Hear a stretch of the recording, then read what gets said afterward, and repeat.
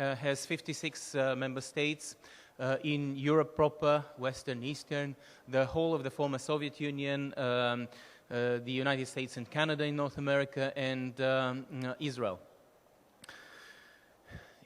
As I mentioned, from the very beginning, our organization was dealing with housing and land management issues, and the first subsidiary body that was established by the member states was the panel on housing problems.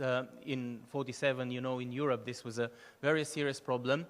Later, this panel evolved into the Committee on Human Settlements, and during the 2005-2006 reform of our organization, it became the Committee on Housing and Land Management. The objective is to set policies, to produce policy recommendations and guidelines in order to work with the member states. I would like to highlight two bodies which work with this committee. First of all, this is this committee on housing and land management, which has a working party on land administration. This is the first body I wanted to mention, and which is an intergovernmental body which advises on land administration and land management issues. And the second body is the Real Estate Market Advisory Group, of which some members are here present in this hall, which both of them work on issues of developing international guidelines and rules for recommendations to governments to develop the right policies. Mr. De Soto, and it's obviously a challenge to speak after him. I'll try to I have the only advantage of having to be shorter, so I'll try to face that advantage. Mr. De Soto mentioned in his excellent presentation just before me that it's very important to have standards and rules which are concrete, tangible, measurable, and true, so that we have full information and not get lost in the lack of information. And this is exactly the point in setting policies, developing guidelines for governments, which can develop the right regulation of land administration and the real estate market. He also mentioned something which really impacts on what we are doing, the idea that when you have something written, you make a commitment.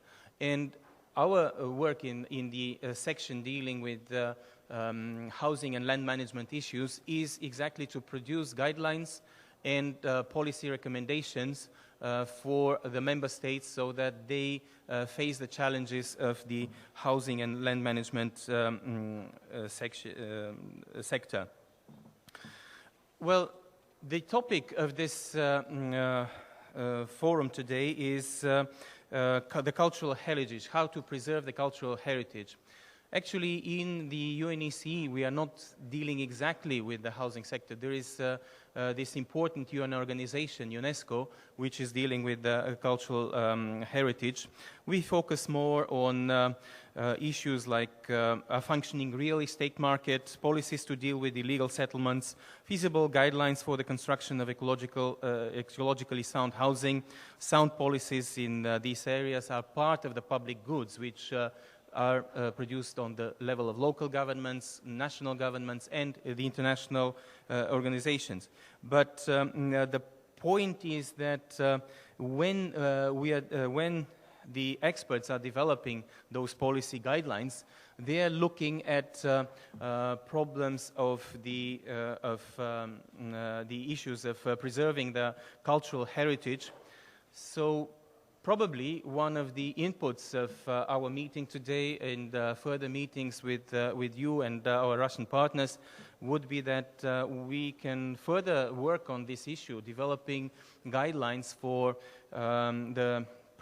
policies on the preservation of the cultural heritage while producing more kind of apt to the modern requirements, housing and land management. And so these are some of the issues that I want to address in my presentation. Preserving the cultural heritage while addressing the issues of building modern communication services, implementing higher and higher ecological standards in the modern metropolis is a key issue. Well, this picture is taken recently, and it comes from my, my home city, Sofia. There was a FIABCI meeting there. I don't know whether you mentioned at that meeting that last year it was the 1700th anniversary of the Edict of Serdica. This is the old name of Sofia in Bulgaria. And at that, in that edict, Roman Emperor Galerius announced they stopped the policy of persecuting Christians, and that edict of Serdica is called the Edict of Tolerance, meaning these are vestiges of the past. That edict started a new a new era in the cultural history of the world. And this particular photo shows a recent discovery while they were constructing the subway of Sofia. In that sense, dealing with those things that are discovered all the time has to be regulated. You have to preserve that cultural heritage, and you have to have certain rules how to deal with it. So different countries are have developed certain rules, and probably it will be a good idea to develop more of an international guiding how to deal with the cultural vestiges, so that we still keep them in our memory. Again, an idea coming from Mr. De Soto. It's very important to keep the memory so that we know where we come from and where we are heading. These are the issues that the UNECE unit on housing and land management is dealing. Urban sprawl, lack of urban planning, informal settlements, and retrofitting old building stock. In addition to what I mentioned, the real estate market studying and certain policy recommendations. How these things relate to what we are talking, the cultural heritage.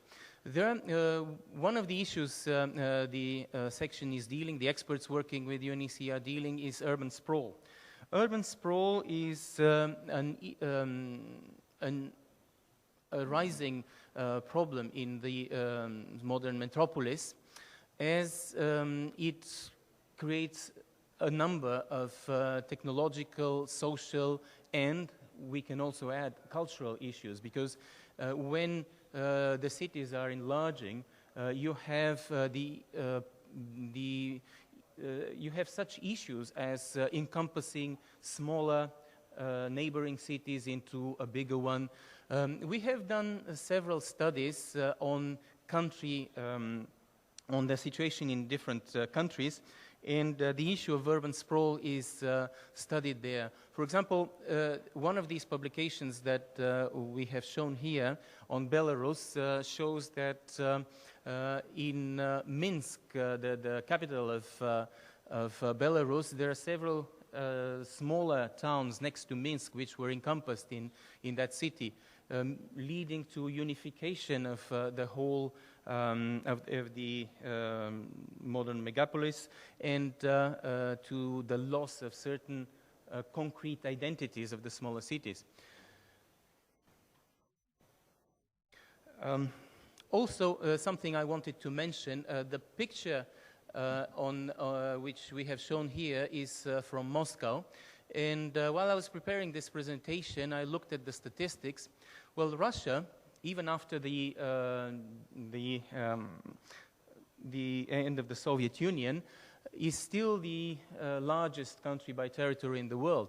And the statistics shows that even in that largest country of the world, where there is a lot of not so densely populated territory, even in that country, 11.58% of the population lives in two cities, meaning Moscow and St. Petersburg, which makes 16.6 million people live in these two cities in the large in this large country, and this also shows the importance of looking at various issues of urban planning, developing appropriate conditions so that people live normally in the modern urban environment. A related problem is urban planning, as I mentioned.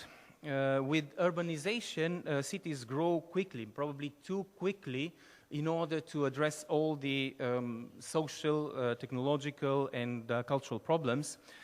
And there are certain problems which appear, like residences which do not have sufficient access to space, to light, to communications, and are polluted by industrial pollution or commercial noise. Land administration also relates to the cultural heritage. Poor city planning is more difficult for the components in the city which have a certain issue with preserving the cultural heritage. Also, the idea is that cities, like I just mentioned, that urban sprawl encompasses different communities. Urban planners have to plan better the way their cities develop in order to keep the separate communities both keeping their identity and working together. So these issues are elements in some of the publications that we have on spatial planning in the modern settlements and in the country performance reviews, like here the one on Tajikistan. I also wanted to mention one element about spatial planning. It has to deal with local and state government authorities contribute a lot to the development of their cities by developing strategy planning for their cities, and this includes a wide spectrum of issues that they have to deal with, from providing proper educational systems to dealing with such issues as congestion and traffic jams in the modern city. The UNECE publication Spatial Planning, a key instrument for development and effective governance with special reference to countries in transition, addresses most of these key issues. Another issue we are dealing with is informal settlements. There are publications on informal settlements, again with policy recommendations for government authorities to look at. And this issue is related to the social aspects of housing. Of course, the idea is that urbanization is drawing a lot of people into the big cities because of more opportunities, the need to deal with poverty and other problems in rural areas. This picture is taken from Tirana. Albania is a small country, but still the attraction of the capital for people from rural areas is enormous, which has caused a lot of issues and work in Tirana. But this is a situation that is quite common for many transition economies. Here I want to mention the situation which is described in our publication on Kyrgyzstan. When you speak with Kyrgyz people, they are quite proud that a very high percentage of people in Kyrgyzstan own their homes. They are a nation of homeowners.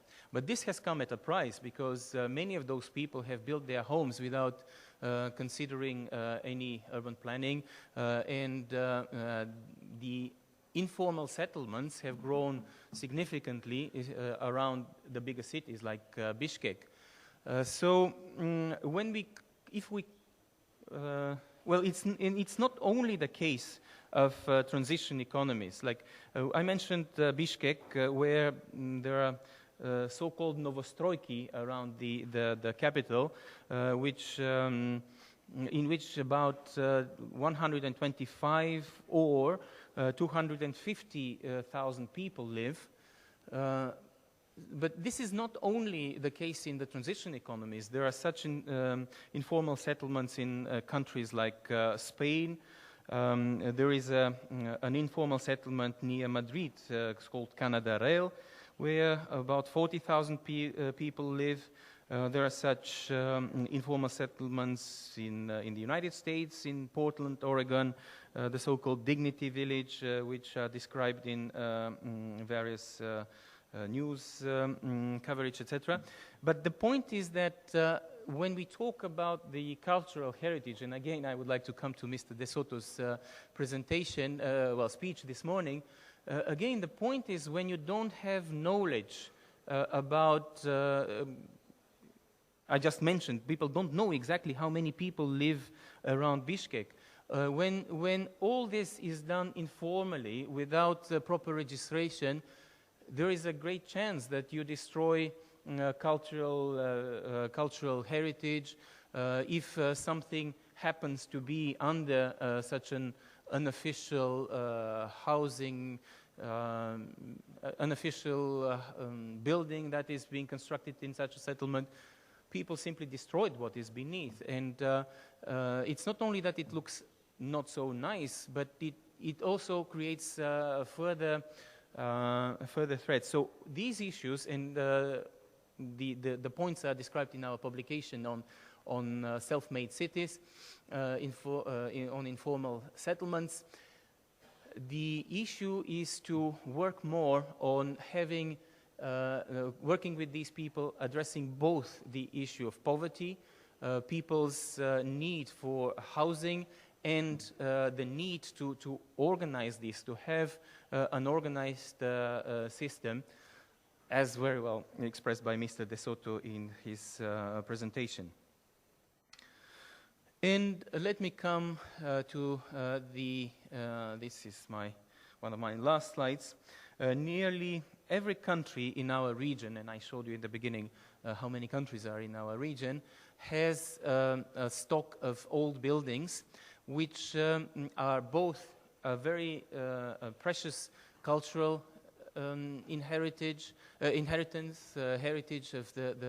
of each country, but they are also giving shelter, and they are functioning buildings, so they have to perform as modern buildings with all the communications, services that are necessary, and there are more and more requirements on efficient energy use in these buildings. So in our publications, for example, there is this book on green homes, and some specialized country reports, like one on Montenegro. There are concrete recommendations on how to deal with this issue, how one can face for example, the problem of the economics of maintaining old buildings. Sometimes when owners make their assessments of maintaining old buildings, they say, well, it will be cheaper to draw this building down and construct a new one. But on the other hand, one has to take all the other challenges on board. For example, destroying a building, building a new one, takes a lot of energy, and this energy, maybe if we looked into into refurbishing those buildings, retrofitting all the buildings, it may become economically efficient to look at a longer-term efficiency in terms of energy use, to change probably only the windows in order to keep the heat in. In Russia, that is quite important. In this building, some of you may know, is in Moscow. The idea is to introduce new technologies which can save energies. And the point is not only to look at the very short-term issues of destroying a building, rebuilding it, but at a longer-term maintenance and value of the buildings. So in our publications, for example, the Action Plan for Energy Efficiency in the UNECE region, published in 2010, we provide a framework for the member states to raise the efficiency, the energy efficiency of the housing sector, and it includes also recommendations for retrofitting older buildings. The national plan. National Action Plan of Montenegro for energy efficiency measures in the residential sector contains certain recommendations on improving the thermal insulation of building facades. So I have talked about some basic issues that our unit on housing and land management is dealing with. Maybe one of the outputs of this discussion is to look forward into looking into the possibility to develop some guidelines supported by the United Nations on the principles and policies of preserving the cultural heritage in the modern metropolis. Thank you very much. Thank you, Mario Apostolov. Our next speaker, Alexander Mironov, the Deputy Director of the INTARSIA Group of Companies. Topic, solving the problems of preservation of cultural heritage in St. Petersburg. Thank you, Alexander. Добрый день. Good afternoon. Maybe my presentation is not entirely in line with the topic of this Congress, but those real estate that we are working with, and they are mainly financed by the state. Those are objects of cultural heritage, large-scale real estate facilities. And I think it would be worthwhile to draw your attention to historic buildings and to the preservation of cultural heritage, to the adaptation of historic buildings to functioning in the modern world. In St. Petersburg, there are 8,000 buildings of cultural heritage that are protected by the state. That is almost 10% of all the monuments protected by the government on the territory of our country. Those are architectural ensembles, buildings, engineering facilities, gardens and parks, ponds and canals, monumental and park sculptures, historic graves and archaeological objects. The list of monuments reflect the various periods in the development of architecture up to the middle of the 20th century. We would like to speak about the preservation of cultural buildings, historic buildings, using as an example one building, the building of the former Kryukovo barracks that we have adapted to house the Central Navy Museum of Russia. A few words about the group of companies. Our company has been in existence for 20 years. We have implemented more than 160 projects in Moscow, St. Petersburg, and other regions of our country.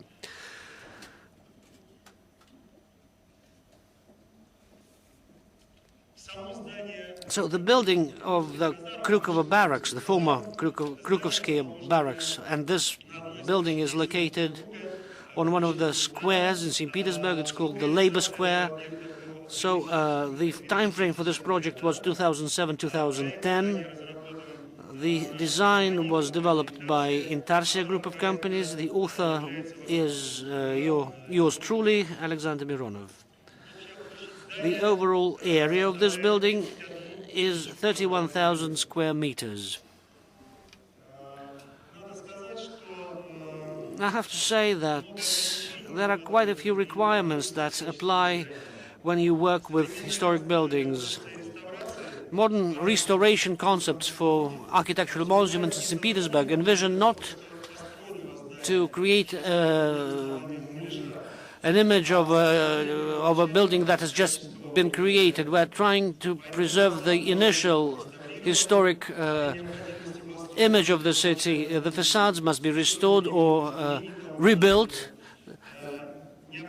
You need to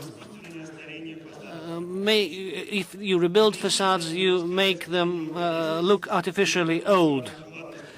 You cannot change the layout of the building inside within the bearing walls. All the interiors should be restored with the help of those materials that were initially used when the building was first erected. New structures must be visually separated from historic components. So the authors of this project studied the experience of creating similar museums in various countries of the world, but it was impossible to find a museum that would contain so many exhibits that would be so different from one another. And this museum has about 800,000 exhibits that are very different from one another. Those are paintings, pieces of sculpture, models of big sailing boats, banners, and many, many other things that are kept at the museum. Also, naval museums are usually located in specially designed new buildings. Therefore, our architects had to collect ideas bit by bit, and because we had to install the Naval Museum in the historic buildings of Krukovsky Barracks. We had to expand the area, and we had to provide room for large-sized exhibits. The old museum that is located on the spit of Vasilievsky Island in St. Petersburg, well, was, of course, not very convenient for those exhibits. They had only 8,000 square meters. We enhanced the area of our facility, and it reached 31,000 square meters.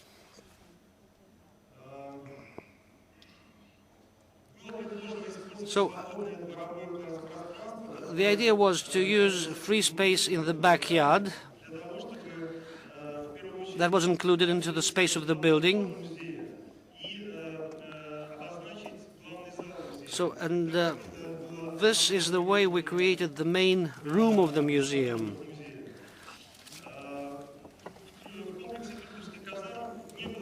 There was no central entrance to the Krukovsky Barracks, and you cannot just make a new opening in a building, in an old building. Therefore, the main entrance was arranged through the main arch on the side of the Krukovsky Canal.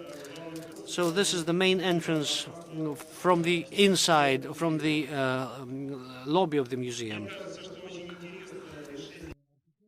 I think that this architectural solution was quite opportune, because in the 19th century, carriages will drive through, cars and trucks would drive through in the 20th century, and now it will just be used for the entrance by museum guests, and they will see this historic building at a totally new angle.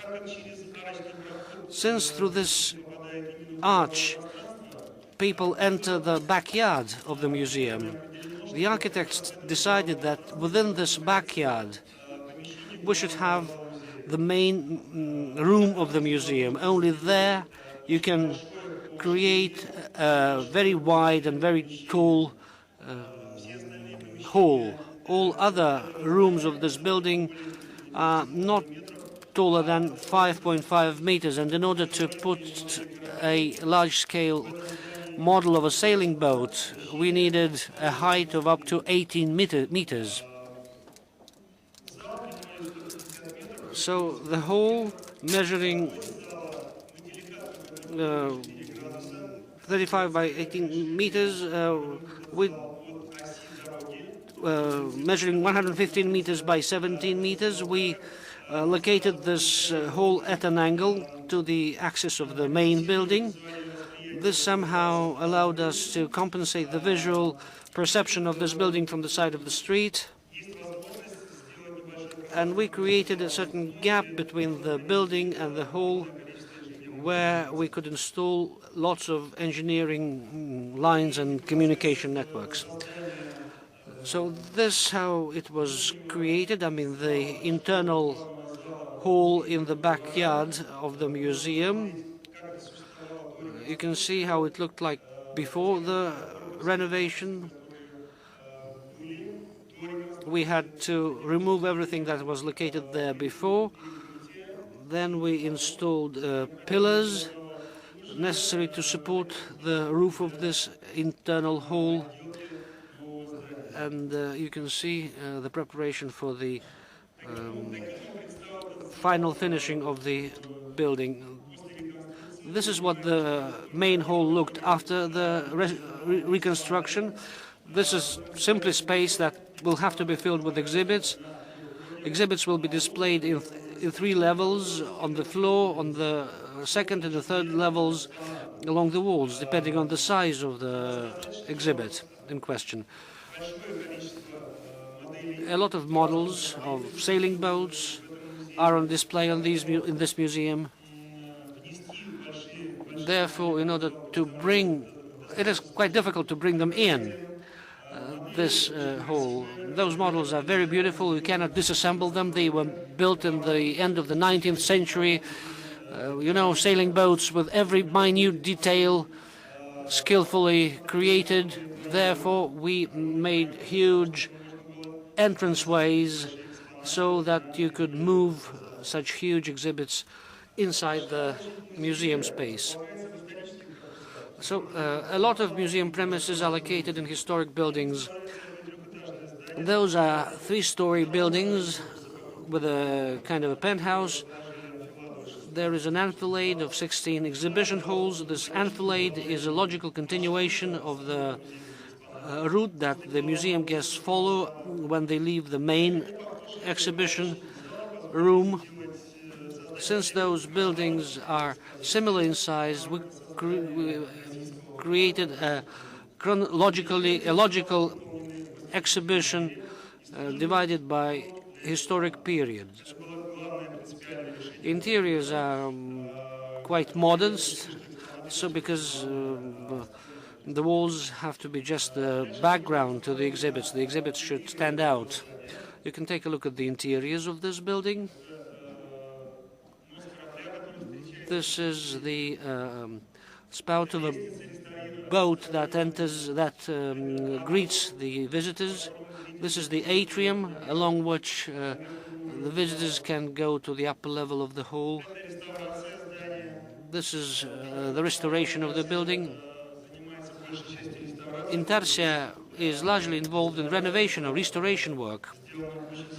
And here we did a lot of restoration work as well. These are building facades before the restoration and after the restoration.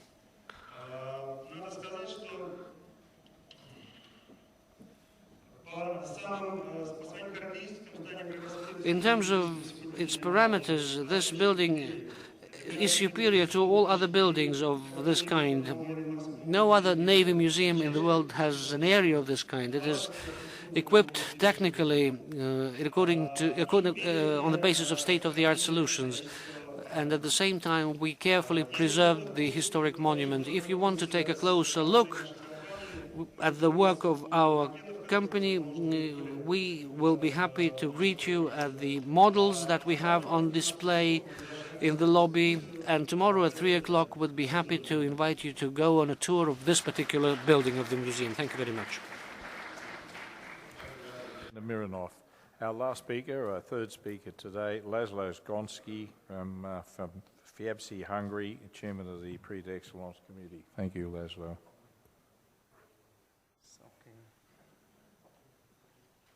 Okay. Thank you, ladies and gentlemen. I want to speak about the Hungarian approach to the historical cultural heritage, and I ask you to look at me because I go down because I don't like this light, which is very, very big. So, first of all, when we are speaking about the historical heritage, we should speak about the history itself because the heritage is connected. So actual Hungary, territory of actual Hungary used to be the eastern part of Roman Empire, and the Danube River, which is in the middle of the country, was the limit or the border of the empire. The Hungarians arrived to this territory in the 9th century, and the state was established in the year 1000 and developed till the middle of 16th century, when unfortunately the Turkish armies arrived to visit Hungary and remained there 150 years. After that, with the Austrian help, Hungary was liberated, but again, the Austrians didn't find a way back to Vienna and remained there 300 years. But in 1867, it was a treaty between Austria and Hungary, and the Austro-Hungarian monarchy was created.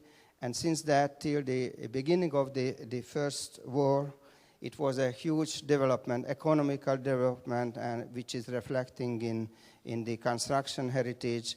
The actual Budapest was created in 1873, unifying 3 independent towns. And till now, Budapest is having this reflection of this period. So in Hungary, the prevention of the historical heritage is strictly managed and regulated. We have the National Office of Cultural Heritage, which is the highest body in this field, having the regional offices and managing all the process. How it is working? Okay.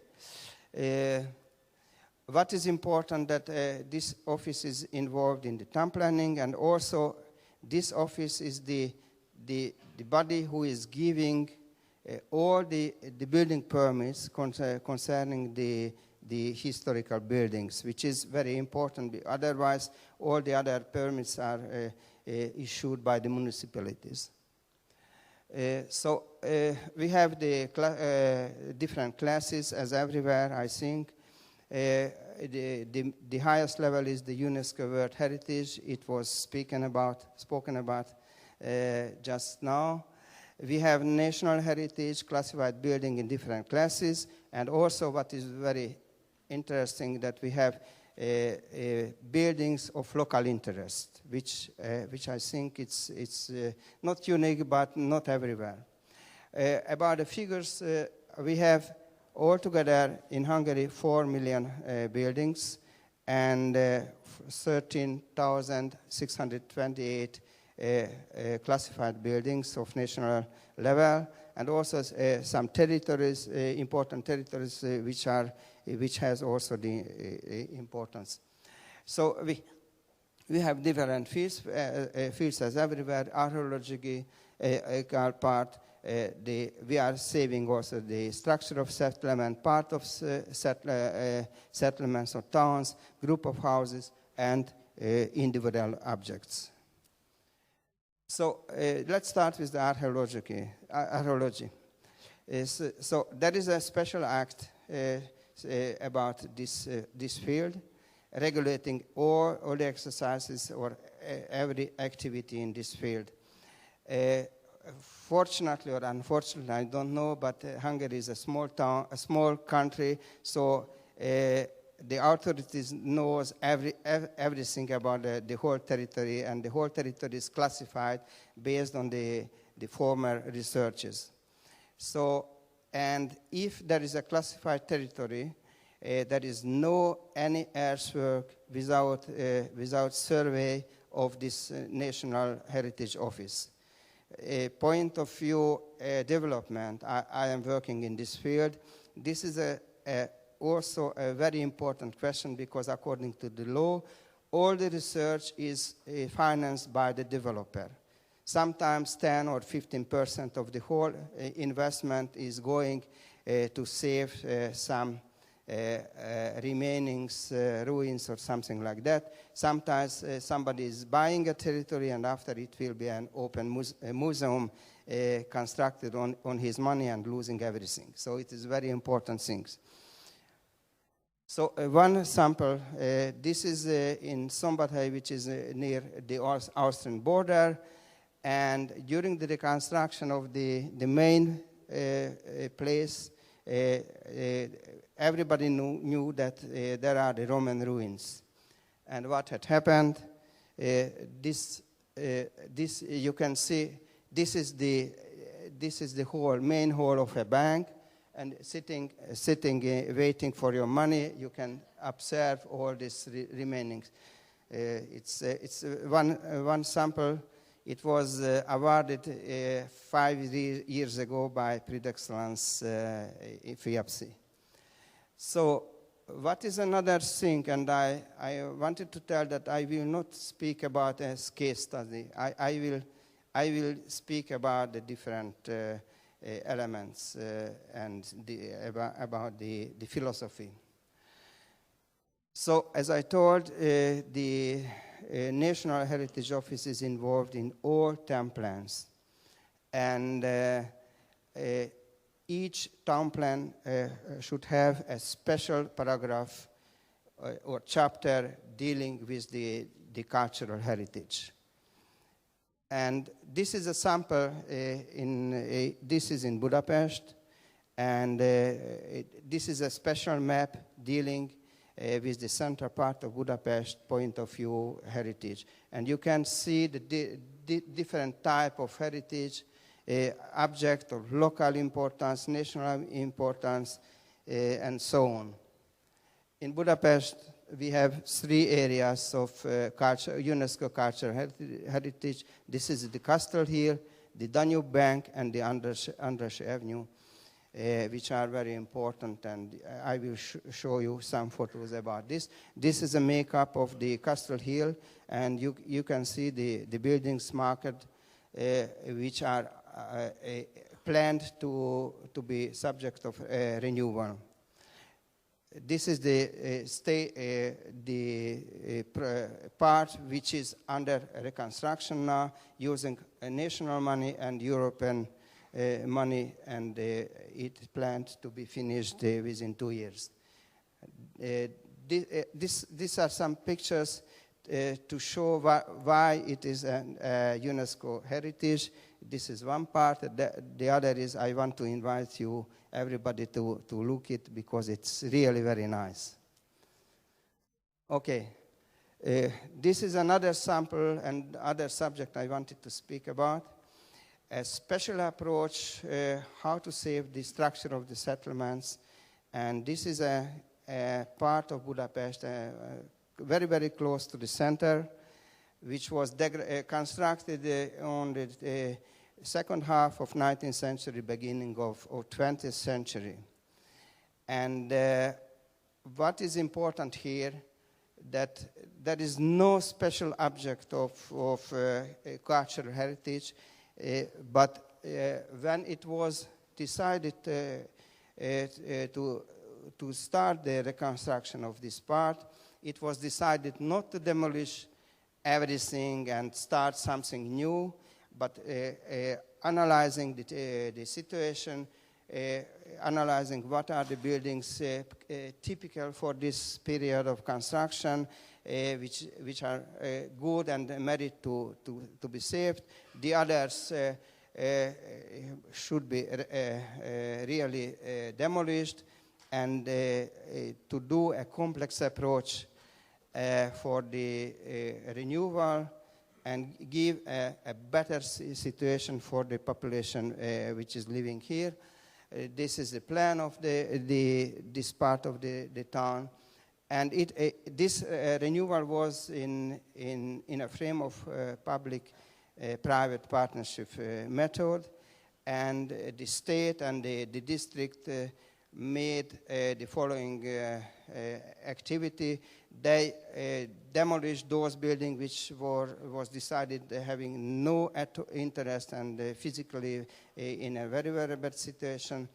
And sold this land, empty land, for the developers, and getting in and using this money, they made the new infrastructure, the road system, the green areas, and so on, and invited the private investors, which were very happy to invest in a very good place with good conditions, and the price of the properties were going up 3 times within 10 years. So you can see some old buildings, new buildings, the green areas. These are the public green areas. These are the green areas within the blocks of house. These are private gardens. This again the parks, children places, internal green areas, and the new pedestrian roads. So at the result of this action, a new, very nice, very good part of Budapest grew up. So this is another thing which subject I wanted to speak about. This is the industrial zones. Usually in big towns as St. Petersburg, Budapest, the other towns, during the second half of the 19th century, in Western countries even earlier, the big towns were blocked or surrounded by industrial zones. These zones now actually in urban planning are calling the brown zones. Usually what the developers or the town is deciding, demolish everything, sell the good land, and do something absolutely new. This is one approach. And in Hungary, we have some samples when it was decided to save some historical industrial buildings for the future and give them the new function. But always the question is what to do, what to save, what to do in it, and how to finance. So I give 2 samples, one in Budapest and the second in Pécs. Budapest, in the second district of Budapest, which is one of the most elegant part of Budapest, used to be a factory, and it was decided to demolish one part but save some buildings and do a cultural center. So you can see what had happened over there. There are some museums, exhibition halls, theaters. This is one saved part with some industrial-like constructions. And this is really very nice and very popular. The other is, I like better this one. In the town Pécs, which is close to Croatian border. And this town used to be the European Cultural Center in 2010. And preparing this event, it was decided that a former factory, which is existing till now, but there were some part of this factory which was not used now, not demolished, but create also something unique and save the buildings. This factory made, until now, is making exclusive chinaware. This is my favorite because in Hungary we have 3 different factories, but I think it's very nice. They made also ceramics. Until now they're doing ceramics for the construction industry. Started in the period of turn of last century. And what had happened? They made a complex approach and complex renewal of this part of the town, which is very close to the center. And they made university, theater, concert hall, exhibition hall, museum, children's house, hotel, cafe, and restaurant. So it's very, very complex. And you can see this is what was earlier, and this is a street front of the former factory. This is inside with green areas. This is a villa which was used by the owner earlier. And now you can see this is a children's theater, renewed, and so on. So this is a hotel. This is a object which was reconstructed using the products of the factory in the middle of this picture. And this is the university building internal part. And there are some other samples, but I think these are the two typical ones. And I want to finish with the Hungarian approach to the renewal. Unfortunately, our friend from St. Petersburg went out. I wanted to tell that the Hungarian approach is absolutely other than he was speaking about. We are not doing artificial so-called historical buildings. What we are finding, we are finding. What we have not existing, we are not reconstructing artificially, but showing what we found and what this is. This is a sample. You see, this facade was renovated because it existed. This building was ruins, so we saved this, but reconstructed something with an absolutely other color. During this reconstruction, to give the new function, this is the new part, this is the old part, this is the part which was found here. Inside the building, again, the same approach.